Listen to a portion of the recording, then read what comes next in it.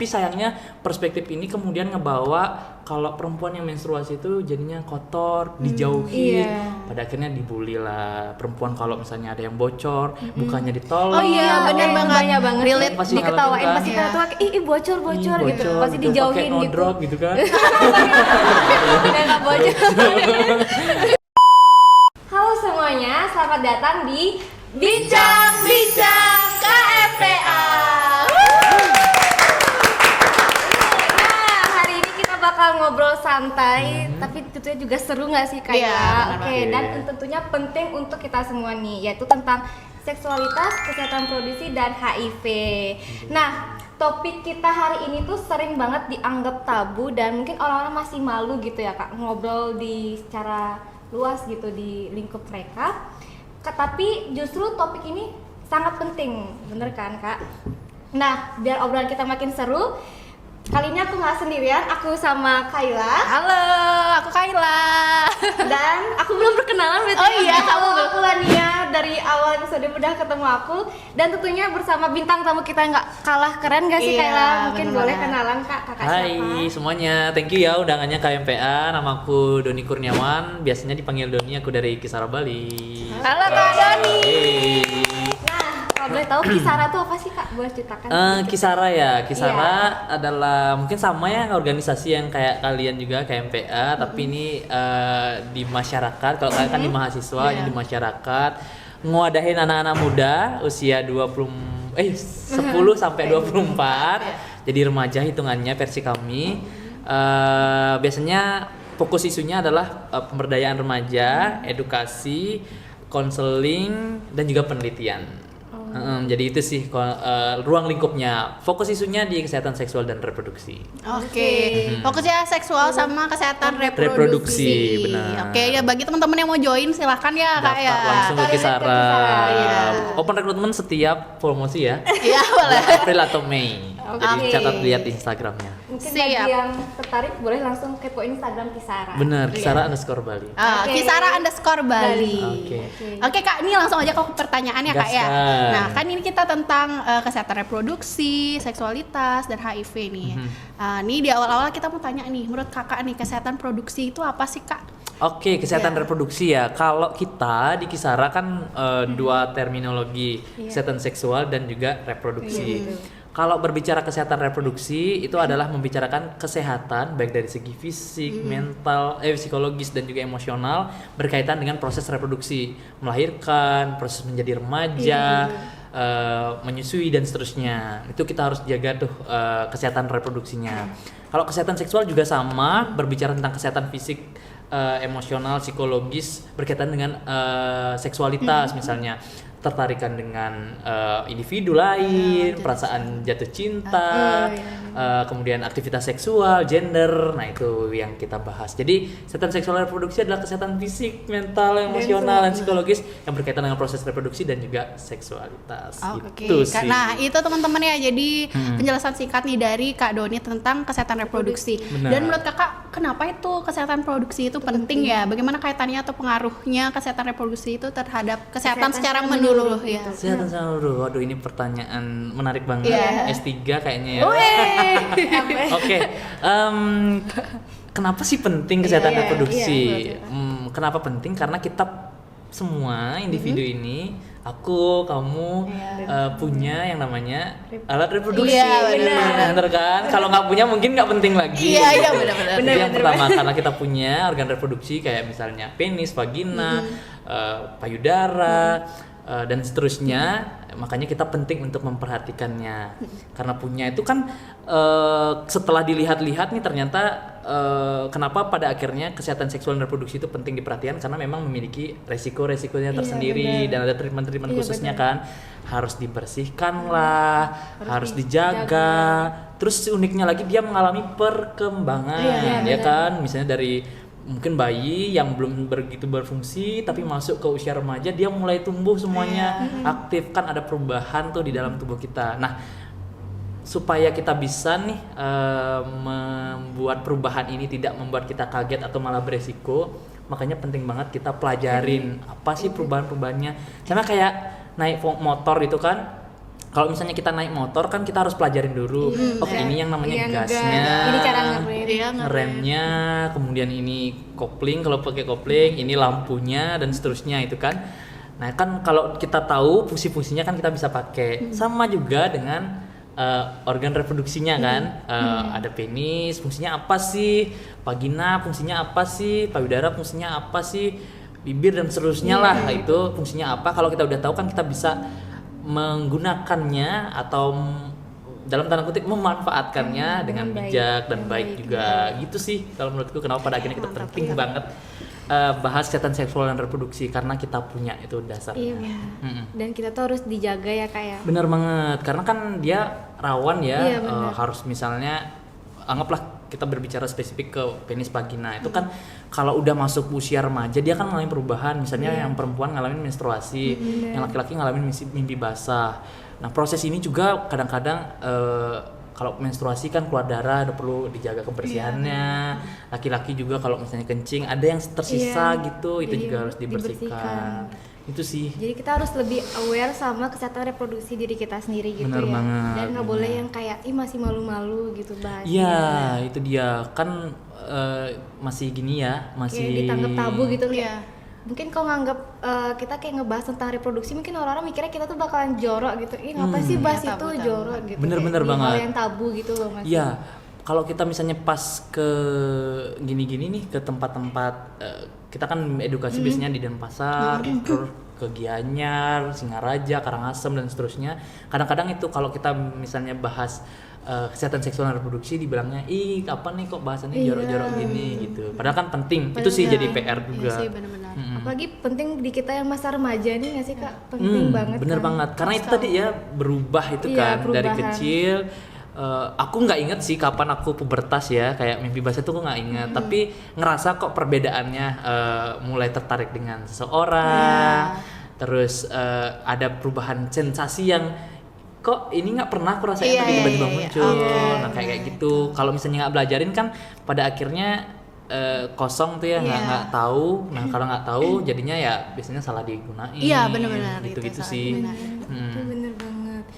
Nah, kan tadi aku udah bilang banyak remaja yang merasa tabu ataupun malu gitu loh, ataupun dia merasa takut gitu loh nanya soal tentang kesehatan reproduksi. Nah, menurut kakak ada nggak sih pengalaman dari kakak yang sering ada miskonsepsi atau mitos nih yang sering kakak muncul di kalangan remaja gitu? Yang Berkaitan dengan kesehatan reproduksi Iya, ya? betul. Oke, mitos-mitos nih. Pertama, tantangan yang kita hadapin di Kisara, mungkin teman-teman juga, Iya. itu adalah di bagian topiknya kesehatan seksual dan reproduksi memang masih tabu atau tidak enak ngobrolin kentang gitu Iya, misalnya iya, iya. kan. Kalau ngobrolin Iya, kentang karena mungkin iya. kita agak seru semuanya nimbrung Iya, gitu. gitu. Kalau tiba-tiba masuk penis itu kayak Udah deh. Kayak langsung udah beda, udah apa Iya. namanya? Rautnya kayak apa nih gitu. Apa nih? Jorok banget kakak ini ya gitu. Kenapa mas Tiba-tiba penis gitu, kok tiba-tiba vagina gitu kan. Itu udah pertama membahas topiknya agak tabu banget. Kalau misalnya dibahas menimbulkan situasi canggung, malu, nyebutin namanya aja kayak malu-malu gitu. Padahal kita punya, samain dong nyebut kayak tangan, mata gitu kan kita biasa. Masa nyebut penis, vagina masih malu. Itu pertama. Jadi tantangannya memang topiknya dianggap kurang umum, kurang lumrah untuk dibicarakan. Lain mungkin di negara-negara luar mungkin sudah mulai ya aman dibicarakan. Yang kedua, mitosnya juga masih banyak banget. Setiap daerah tuh punya mitos-mitosnya tersendiri. Kami sih percaya setiap nilai-nilai budaya atau nilai-nilai lokal itu sebenarnya pasti memiliki nilai baik gitu. Cuman kadang-kadang banyak sekali disalah persepsikan gitu kan. Misalnya kalau mitos misalnya nih, kita ambil mitos umum dulu ya. Mitos di kayu besar itu ada penunggunya gitu. Jadi kalau misalnya kita pahamin kan bukan tahayulnya ya, tapi lebih ke kita mesti jaga pohon. Jadinya kalau ada pohon besar ya jangan diganggu karena itu penting. Tapi biar dia menjadi takut buatlah bilang mitos. gitu. Ya ada penunggunya. Nah, sama juga dengan mitos-mitos lain. Misalnya terkait dengan kesehatan reproduksi. Kalau misalnya lagi menstruasi itu kotor, terus nggak boleh sembahyang gitu misalnya. Padahal kan intinya kenapa pada akhirnya teman-teman yang mengalami menstruasi itu nggak disarankan untuk sembahyang itu sebenarnya ya karena emosinya lagi nggak stabil. Kan masih biasanya kalau menstruasi hormonnya naik turun ya, kadang-kadang pengen marah gitu ya. Kan ngelihat mukanya aja pengen marah, kesel gitu. Kamu sih ada di sini gitu kan.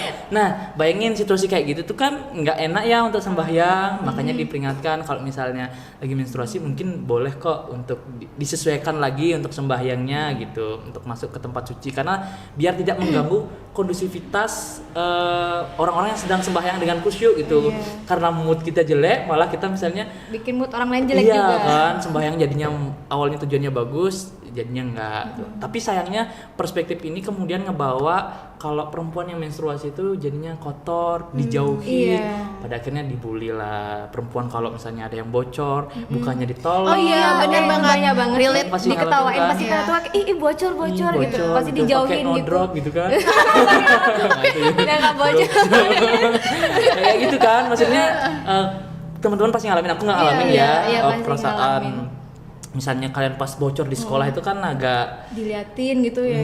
kan dihakimi. Iya, kayak ngakuin hal yang salah gitu Iya kan, ya. padahal kan ini proses aku nggak minta loh menstruasi. Iya, aku nggak minta lo buat bocor. Bener, gitu itu kan. dia, Kita itu juga dia. udah Jadi mencegah.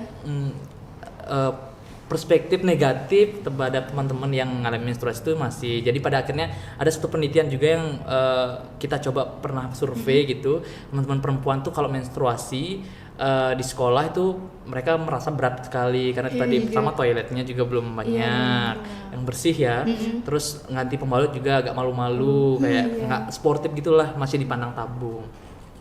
Kemudian laki-laki dan perempuan juga sama-sama tidak sadar gitu loh, bukannya justru ngasih bantuan kepada teman-teman yang menstruasi, kita malah dijauhi atau kayak dianggap ih lagi kotor, Jadi pusat perhatian. iya kan. Perhatian sih, bener. Itu terus mitos-mitos lainnya juga kayak misalnya teman-teman yang mengalami menstruasi nggak boleh apalagi ya makan makanan pedas, isi isi es es gitu kan. Nggak ada gini ya, nggak ada hubungannya. Sebenarnya nggak ada hubungannya karena kan saluran reproduksi dengan pencernaan Pencernaan kan beda, ya, gitu.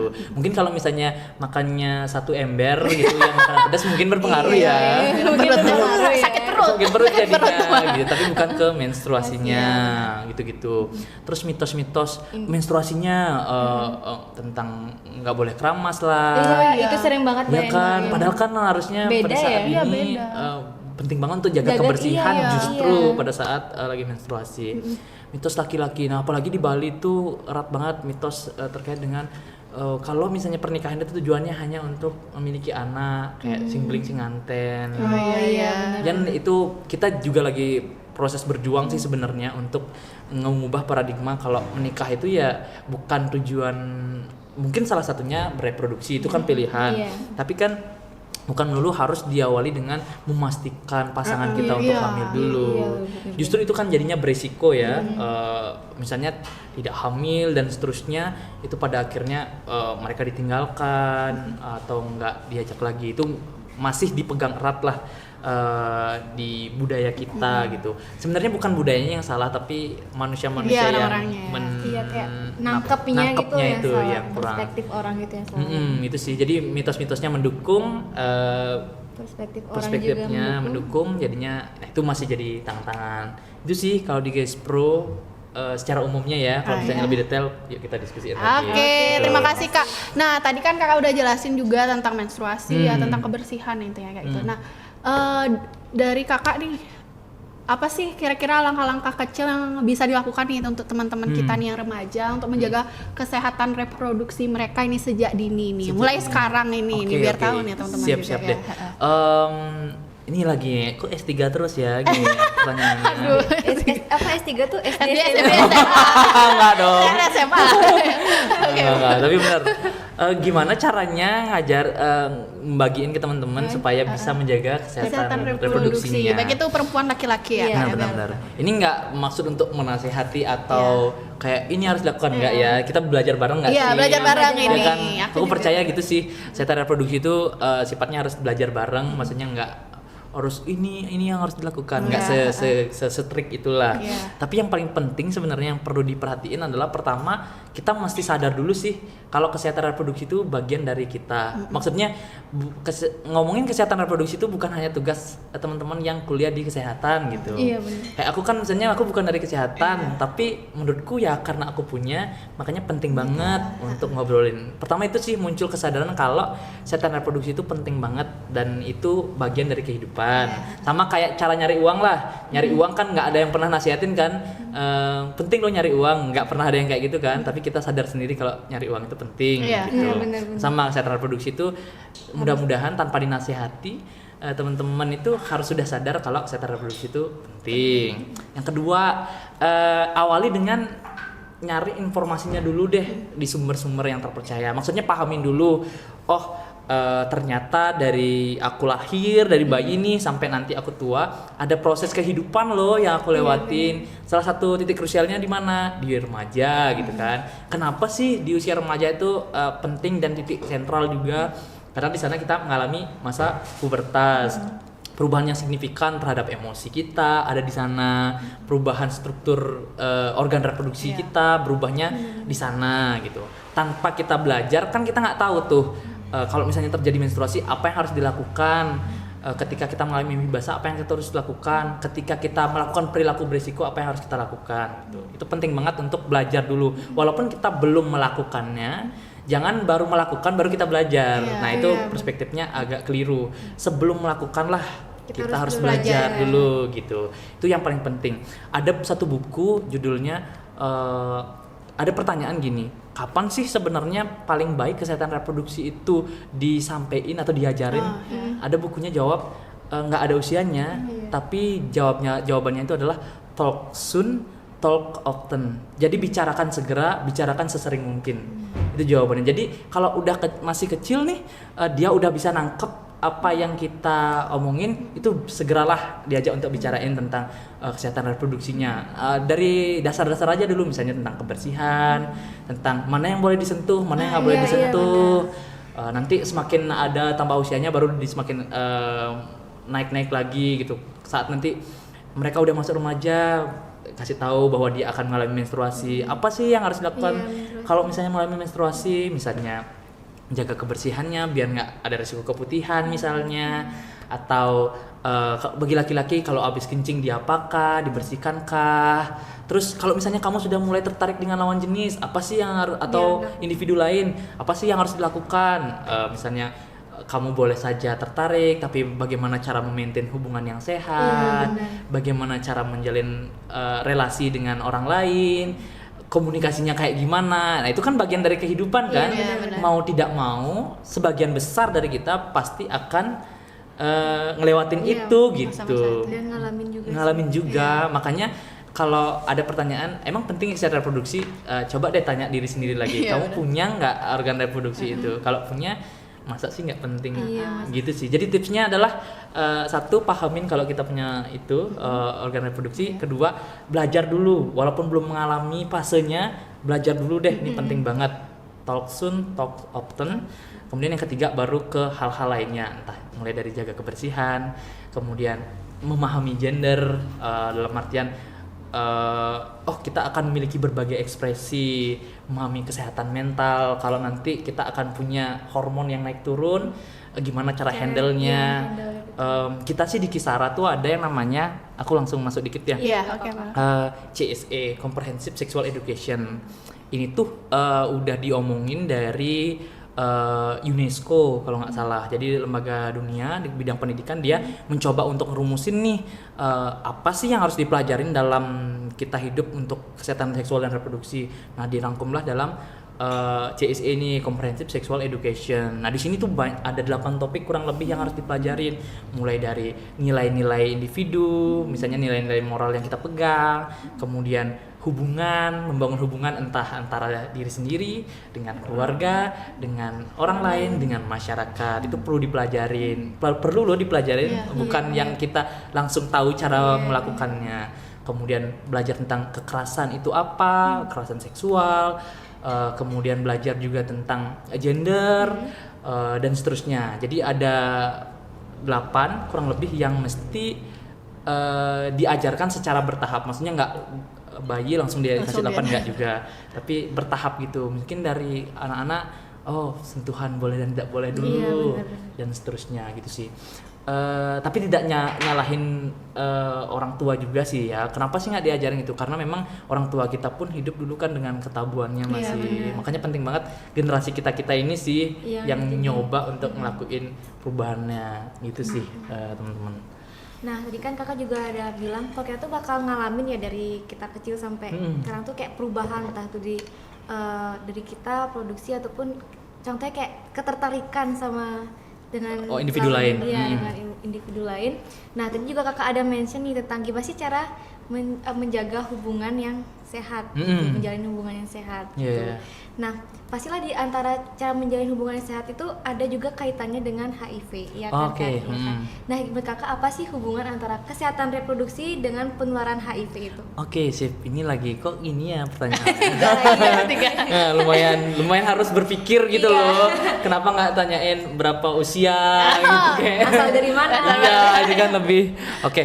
Menarik banget. Apa nih hubungannya kalau kita belajar kesehatan reproduksi dengan HIV? Kalau HIV kan kita tahu sama-sama Human Immunodeficiency Virus, virus yang menyerang sistem kekebalan tubuh manusia. Penularannya lewat mana aja sih? Salah satunya adalah hubungan seksual. Salah satunya lagi air susu ibu. Salah satunya lagi Jarum suntik dan seterusnya. Kalau kita lihat-lihat proses penularannya itu melibatkan organ reproduksi kan, pasti kan, perilaku hubungan seksual berisiko melibatkan organ reproduksi. ASI juga termasuk organ reproduksi. Jadi kalau kita diskusiin tentang kaitannya pasti sangat berkaitan.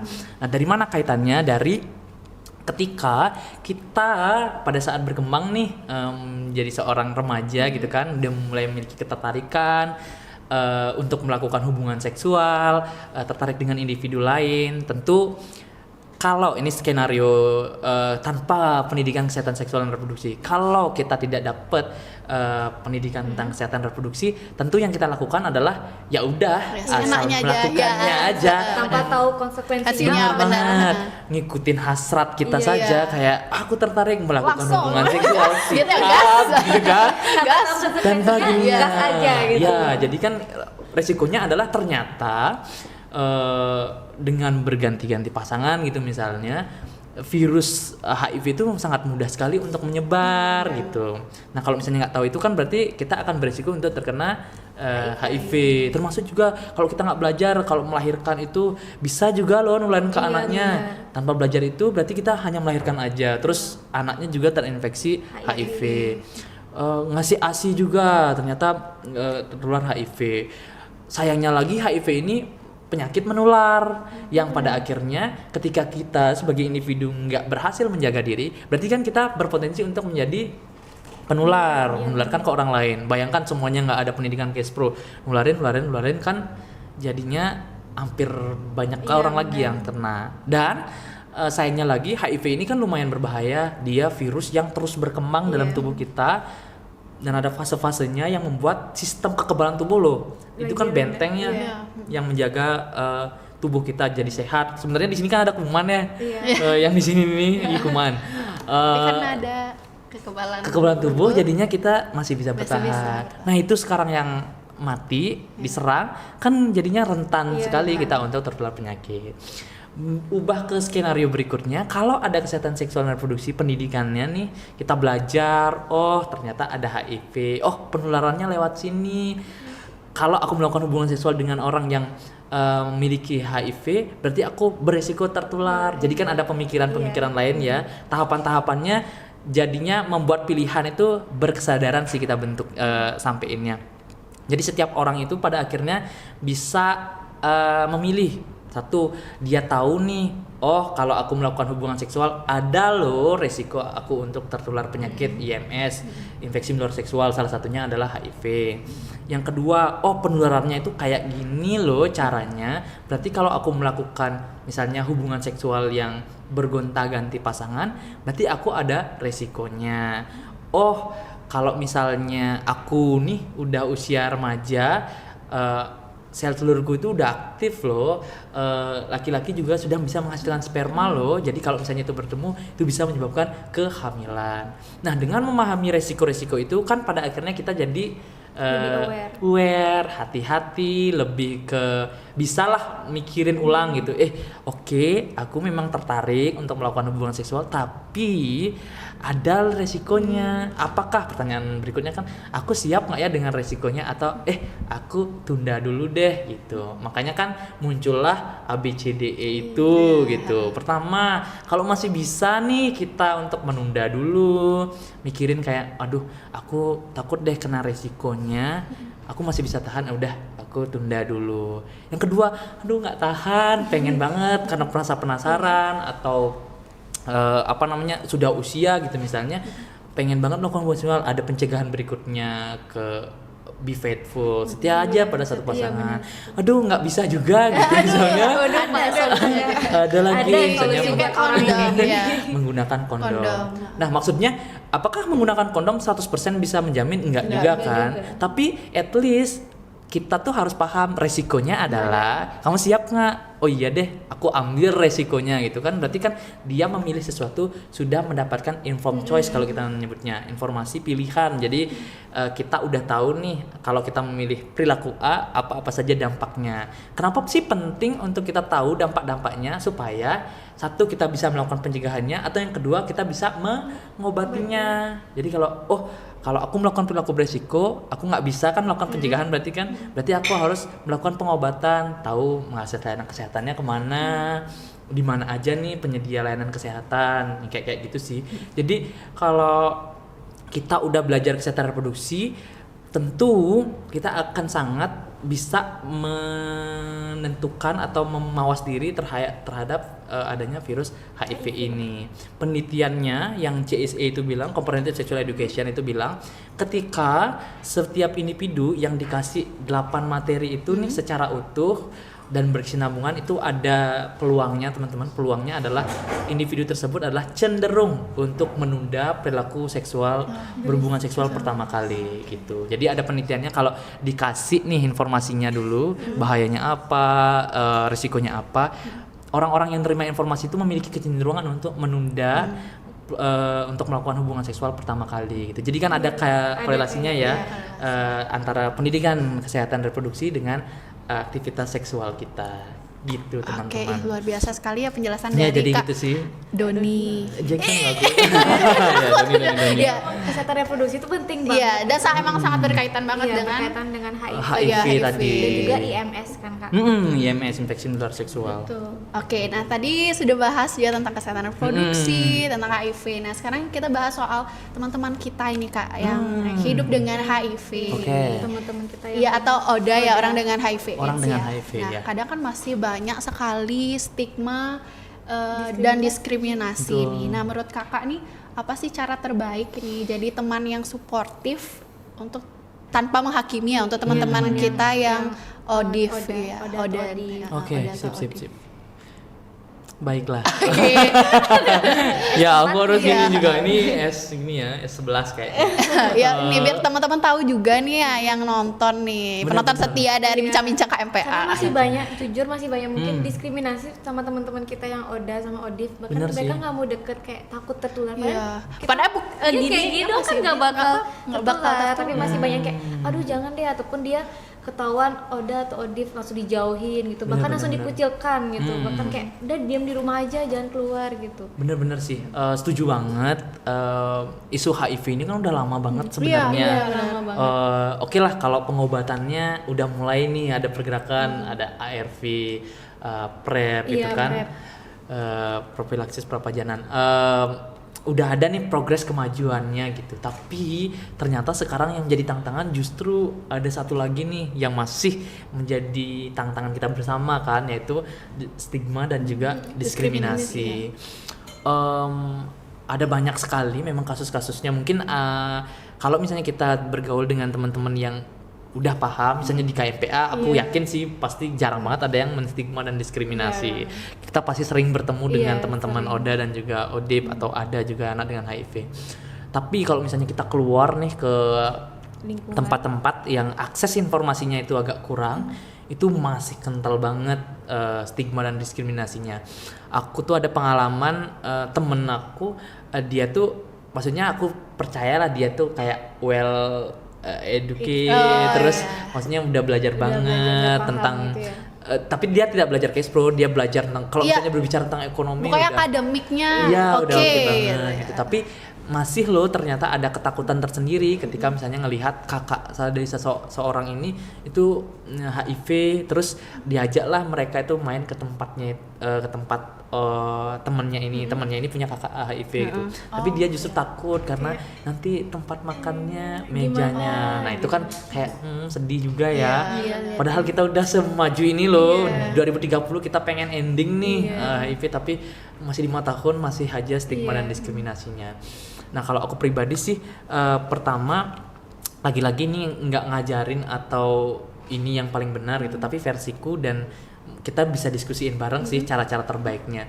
Pertama kita perlu sadari kalau makanya itu tadi penting belajar cash flow. Kita perlu sadari HIV itu apa sih, belajar dari itu dulu. Maksudnya nggak usah deh langsung kayak nggak boleh diskriminasi, itu belakangan. Kita belajar di sini dulu. HIV itu apa sih sebenarnya gitu kan? Di KMPA lah cari, kayaknya punya website juga, punya nggak? Atau Instagram. Ada. Kita ada gini juga edukasi dalam bentuk apa namanya digital gitu. Nah, Jadi kan? bisa dilihat Itu ya. maksudnya aksesnya udah Maju itu kan. luas banget. Jadi pahamin dulu deh HIV itu apa sih sebenarnya. Satu, yang kedua cara penularannya lewat apa aja gitu loh. Itu yang perlu dicari tahu, apakah cara penularannya lewat pegangan tangan kah, atau lewat berenang bersama kah, makan bareng kah, gitu kan perlu dicari tahu. Tapi kalau misalnya informasi secara medis nih udah diteliti ternyata nggak lewat sana, kan kita mesti sadar dong kalau enggak, penularannya lewat hubungan seksual tadi, air susu ibu yang melibatkan cairan. Prinsipnya kan ESSE itu tadi ya. Harus ada yang pertama harus ada pintu keluarnya, exit. Yang kedua harus survive, dia virusnya harus mampu bertahan. Pelajarin juga virus sifatnya seperti apa, dia butuh inang, nggak bisa bertahan di suhu ruang gitu kan. Kemudian sufisien, cukup, jumlahnya harus cukup loh, seberapa cukup, nah itu bisa dicari lagi. Kemudian terakhir ada pintu masuknya, enternya gitu. Sekarang kan dari sana kita bisa berpikir dong, kalau salaman tangan ada nggak pintu keluarnya gitu kan? Nggak ada. Ada nggak pintu masuknya? Nggak ada. Cairan yang terlibat apa? Keringat itu. Keringat menularkan nggak? Kan nggak juga. Nah itu buktinya. Ada pintu masuk. Kayak gitu. Jadi kan dari sana tuh kita bisa nggak termakan hoax atau gini kan? Cara-cara pikir kita yang ngeri gitu. Waspada itu patut, maksudnya bagus, waspada itu bagus banget. Tapi kan waspada di bagian yang mana gitu kan? Kalau waspada di bagian-bagian yang pada akhirnya tidak menularkan, waspada yang pada akhirnya tidak merugikan orang lain, oke lah. Tapi kalau waspada kita merugikan orang lain kan itu nggak waspada, itu jatuhnya diskriminasi dong. Orang-orang pada akhirnya merasa kok aku dijauhi, teman-teman Oda nih, kok aku tidak diajak, itu kan menimbulkan sikap yang membuat orang lain tidak nyaman gitu kan.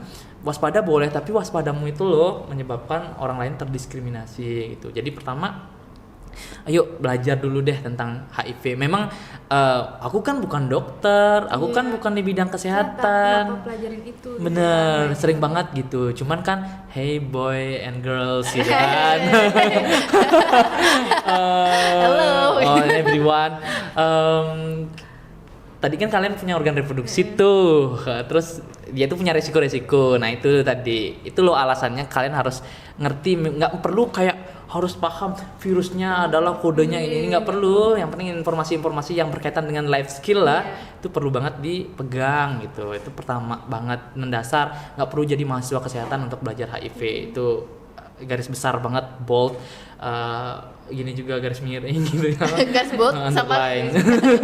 kita lihat. Iya, highlight itu. Kemudian yang kedua, perlu banget kita tuh numbuhin rasa empati, peduli sama orang lain. Maksudnya bayangin, boleh kok kita tuh berimajinasi membayangkan posisi kita menjadi mereka gitu kan, Odif, Oda atau Adif gitu. Bayangin kalau kita diperlakukan seperti itu gitu. Padahal penyakit kita nggak sebegitunya menularkannya gitu kan, nggak lewat bertatapan, nggak satu ruangan tuh nggak menularkan. Bayangin kondisi itu terjadi sama kita.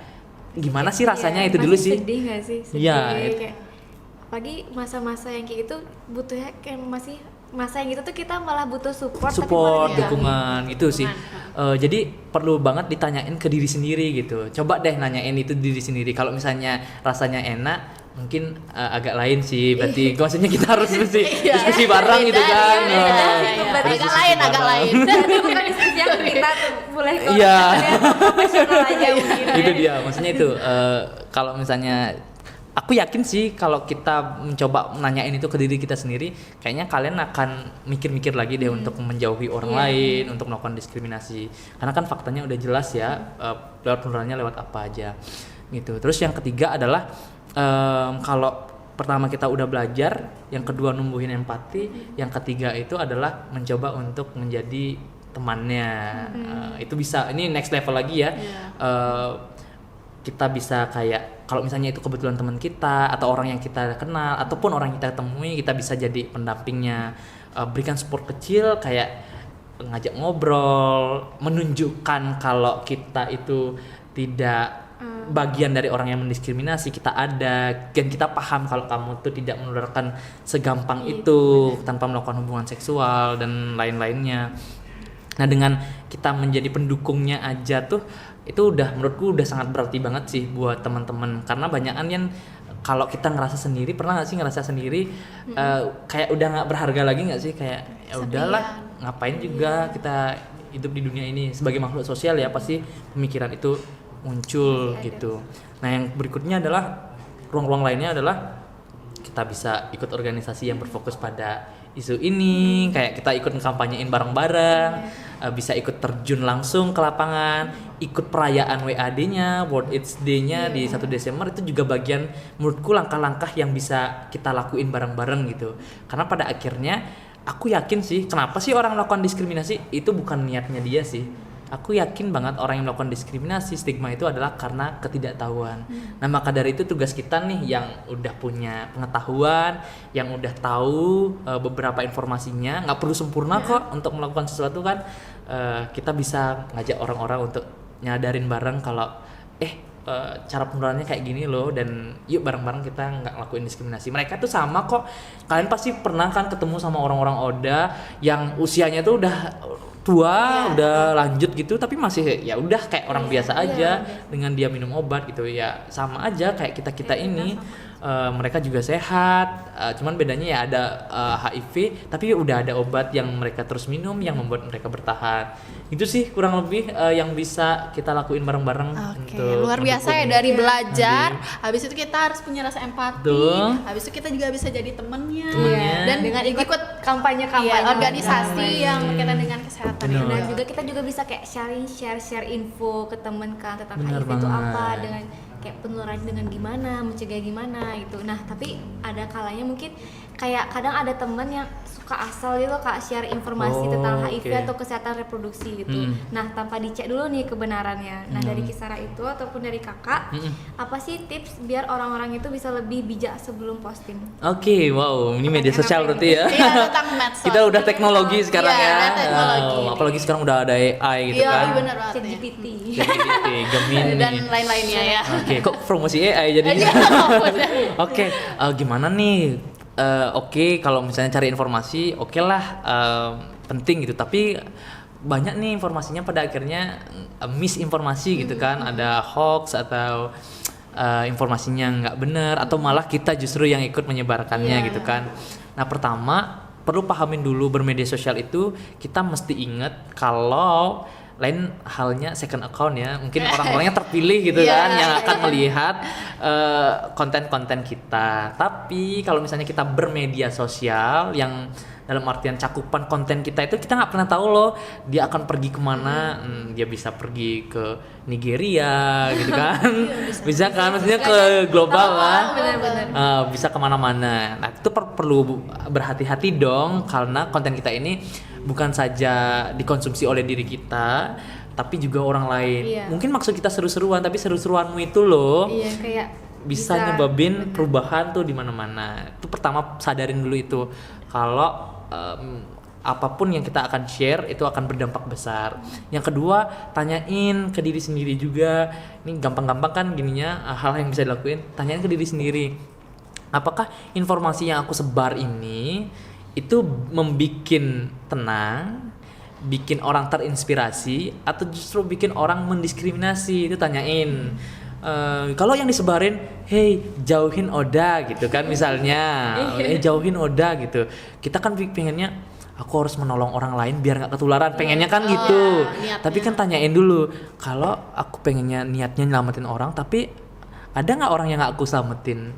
Kan ada kan, Oda sendiri gimana ya perasaannya? Itu perlu kita pikirin juga.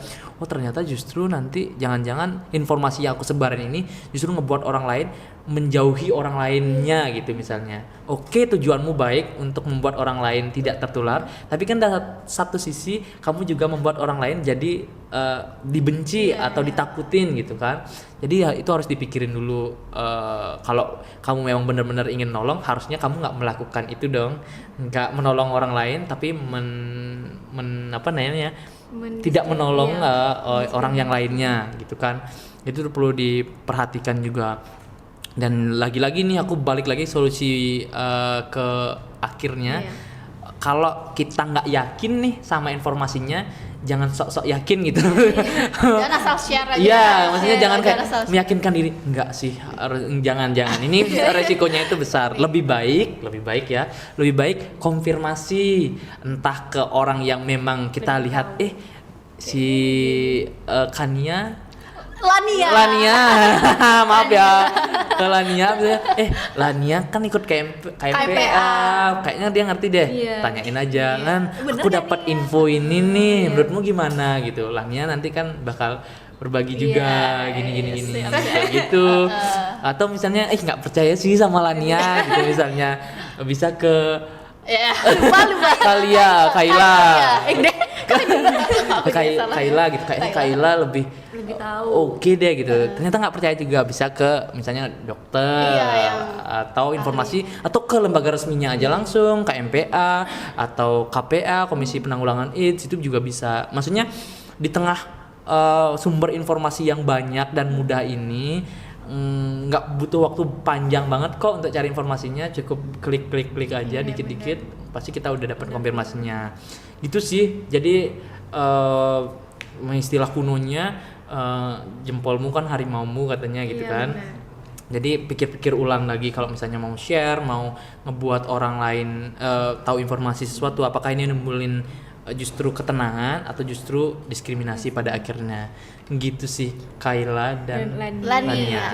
Luar biasa sekali ya tadi penjelasannya dari Kak Doni ini. Nah, nggak kerasa ini udah berapa menit ya Kak? Udah di akhir. Nah ini terakhir nih Kak ya, pertanyaannya Kak ya. Jangan. Jangan. Harus lagi. Oke. Ya teman-teman, jadi bisa diperhatikan tadi ya apa yang sudah kita bincangkan ya. Semoga bermanfaat bagi teman-teman semuanya. Jadi ini terakhir ya Kak ya. Kira-kira untuk pesan-pesan untuk kakak-kakak, untuk adik-adik kita, untuk remaja ini, agar lebih mereka berani membuka ruang dialog terkait dengan seksualitas, reproduksi, dan juga HIV ini. Nah, gimana sih caranya Kak? Saya pesan deh, pesannya. Oke. Bukan caranya, pesan nih ya, pesan berikut ini gitu ya. Oke. Terakhir nih berarti ya. Iya, terakhir. Sedih banget loh, aduh. Terakhir.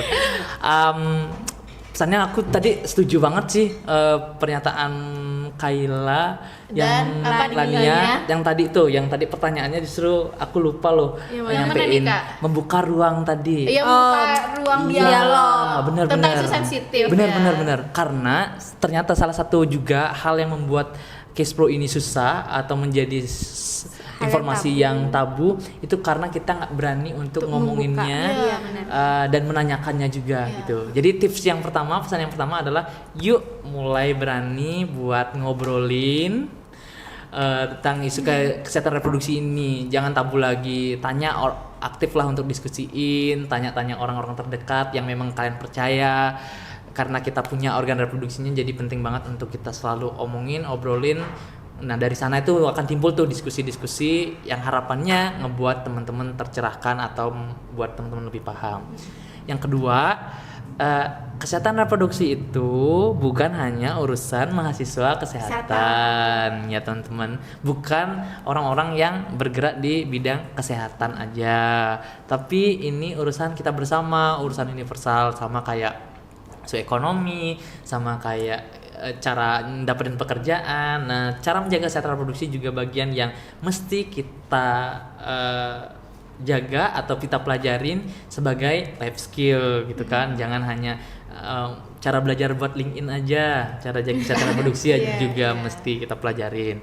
Kemudian yang ketiga, nggak perlu untuk jadi sangat sempurna banget baru berani untuk ngobrolin kesehatan reproduksi. Sesederhana apapun yang kita ketahui itu jangan takut untuk diobrolin bareng-bareng, atau talk soon, talk often, bicarakan sesering mungkin dan bicarakan talk often, talk apa ya? Talk often, talk soon ya. Aku juga lupa. Jadi ngomongin sesegera mungkin dan sesering mungkin gitu. Dan yang terakhir, teman-teman kalau merasa informasi ini penting, bisa banget lihat-lihat tuh Instagram KMPA atau Kisara Bali, kita bisa belajar bareng di sana. Belajar HIV/AIDS bukan isu eksklusif yang hanya boleh diomongin orang-orang tertentu, enggak, itu isu universal yang bisa banget diobrolin oleh semua orang. Itu sih kalau dari aku. Thank you banget teman-teman sudah mengundang dan juga berdiskusi bareng gitu. Jadi dapat disimpulkan kesehatan reproduksi itu adalah bagian penting dari kesehatan yang menyeluruh, dan juga pengetahuan tentang HIV, kesehatan reproduksi itu juga harus dari apa tadi? Talk soon, talk often. Jadi harus dari apa? Sesegera mungkin dan juga sesering iya, mungkin. Benar. Dan juga kita tuh harus berani bertanya dan berani membuka ruang diskusi. Contohnya kayak sekarang kan KMPA membuka ruang itu. Gokil nggak tuh? HIV, kesehatan reproduksi, dan juga jangan lupa saling mendukung tanpa stigma, dan kita harus saling rangkul nih orang-orang yang ODIF ataupun ODA. Betul banget.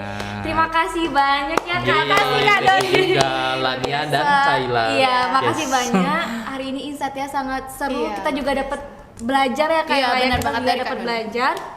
Mungkin teman-teman juga jangan lupa dipantengin terus dari YouTube KMPA, Instagram KMPA, dan boleh juga Instagram Kisara juga _Bali. dipantengin. Karena di sana juga share-share tentang informasi Benar. gitu. Dan kalian mungkin dibilang Kak Doni harus mulai aware sama diri sendiri dan jangan takut untuk membicarakan tentang kesehatan reproduksi dan HIV.